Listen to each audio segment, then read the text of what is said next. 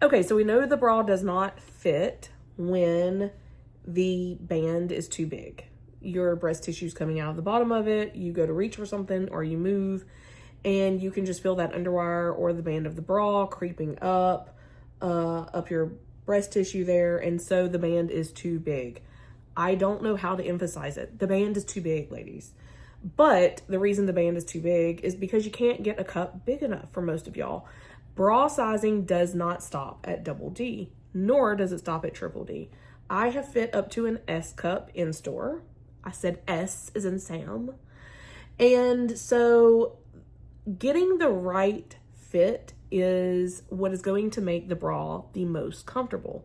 Most people absolutely hate underwire because they've never had a cup of a bra actually fit them properly. And so once you get a underwire bra that fits you properly, then chances are you're probably going to like it a little bit better. We have some great non-wired options, and if you've ever had any form of breast surgeries or especially breast cancer, we really do not recommend underwire bras except for maybe a special occasion or a few hours for a work party or a Christmas event or a church on Sunday morning.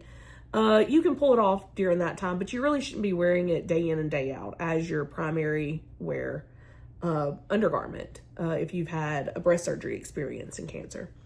So is it supposed to feel tight or snug? So if it's going to hold and kind of hug you, it should feel not tight. That wouldn't be the word that I want to describe. It should feel like a nice hug and like it actually does move with you.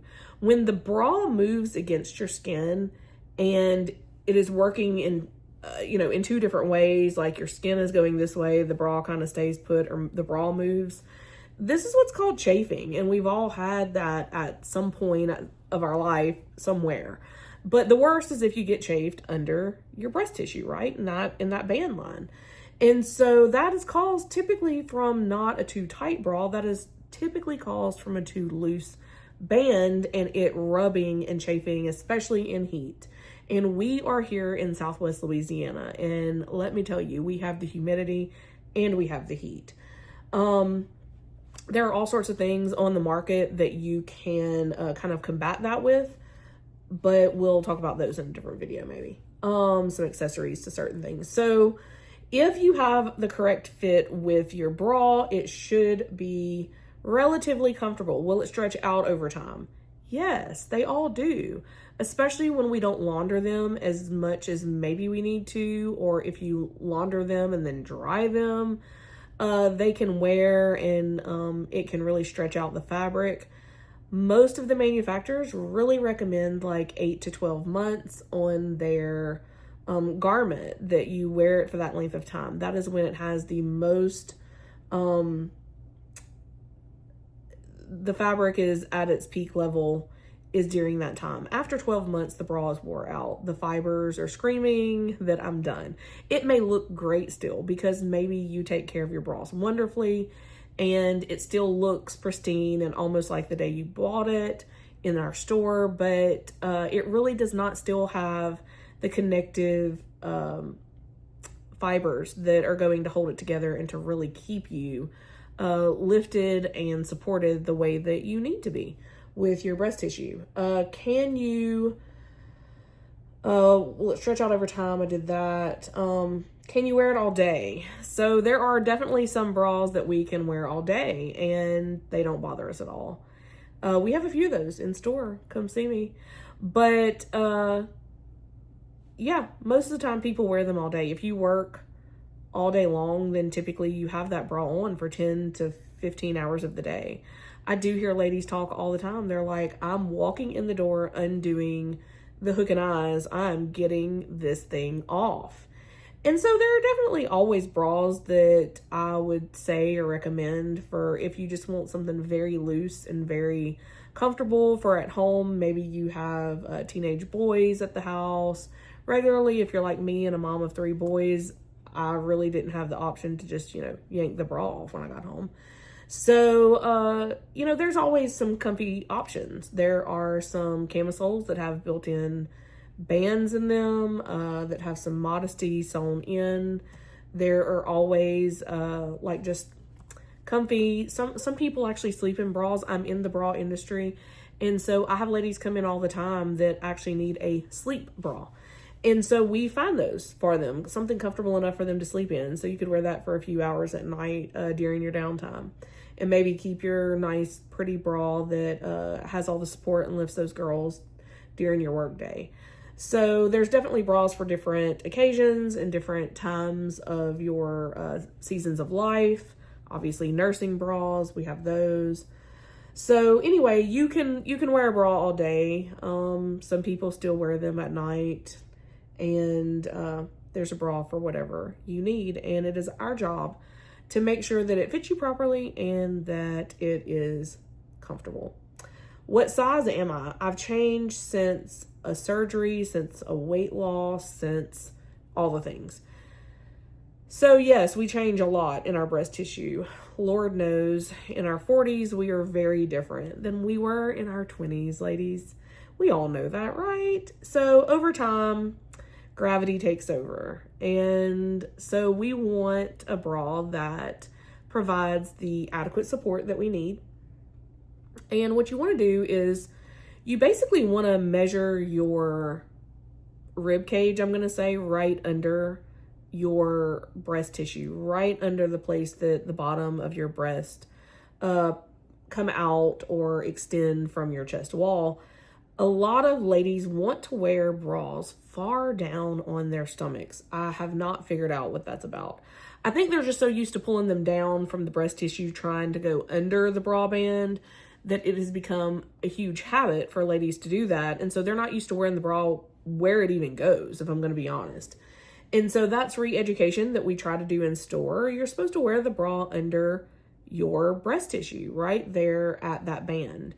And so you measure that, and whatever that is, you want to be to the nearest 2 inches, right? Bras go from 30, in the US at least, they go 30, 32, 34. We actually go down to 28 bands in store. Yes, there are ladies who are 26 around and 24 and a half around and 28 and 29. And so we start all the way down there and we go all the way up to like a 54. I think in store for us. And so what happens is that you measure that rib cage kind of at the largest part. And so if you think about that, as you age and as you change I'm definitely not the size I was in my 20s. And so as you change, as you have children, as you've breastfed, as those babies have gotten all up under your ribs, as you've maybe lost a lot of weight over time, that changes, but that rib cage kind of usually stays at a decent level. And then the cup size changes. So what happens is that you'll see ladies that will vary. I have ladies coming in that I put them in a 36 band and they've been wearing like a 40 or a 42. Basically what's happened is they're trying to get a 40 or a 42 in a cup large enough to accommodate their breast tissue or their boobs, even though they're a 36 band. And so that's where you get my boobs are coming out from under the band, right? Because you're trying to get a cup big enough to absorb all of the breast tissue, but that doesn't happen outside of going larger in the band if you're like stuck at a double or a triple D. Double and triple D is not even our most common cup size, really, in store. It's average, but it's not the most common. I see most ladies falling around that triple D, but most are more like an H range. And it probably is the most common cup for us. Maybe it's where I live. Maybe here in Southwest Louisiana, we just tend to have, Cajun women that are a little bit more well-endowed, right? But I think a lot of people probably wear cups that are not the appropriate size. And one day I'm going to stack up some bras that are all the same cups, like all a double D cup, all straight across, at different band sizes, or all H cups at different band sizes. And you're going to see that those cups are very different based on your band size.